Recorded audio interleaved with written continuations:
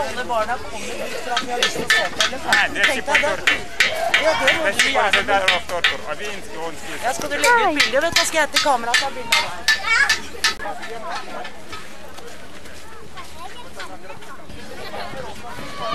Ikke sperr for våre kunder. Det er det eneste jeg sier. Она беспокоится о своих клиентах. Да. Bisa hun bekremerer om barna som kommer seg og vil bli redd. Og hun vil bekremere at vi gjør noe galt mot barn.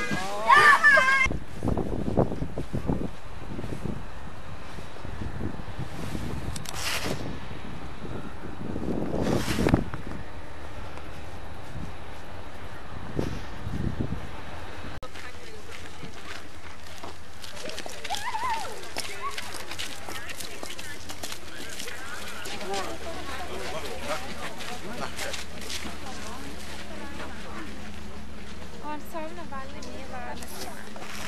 Han har veldig lyst til å være fri og løpe rundt ute i naturen. Og så må han heller bli pisket og tvunget til å balansere på en krakk og gjøre masse sånne rare ting. Og da blir han veldig lei seg. Og han har ikke lyst til å leve. Så det er veldig trist. Men ellers er sirkus veldig gøy, sant? Men ikke akkurat det med dyrene. Så vi håper at de ikke har dyr med til neste år.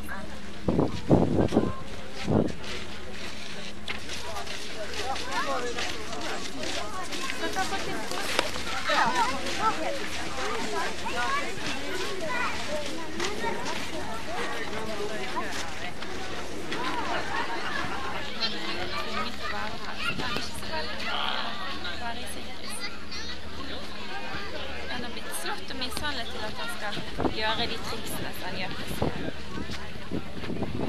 Og det er også litt kjekt å se på det. Det er veldig gøy å gå på sirkus og ha menneskene. De får lov å bestemme selv om de vil være sirkus eller ikke. Elefanten, de blir bare fanget og så blir de tvunget til å være med.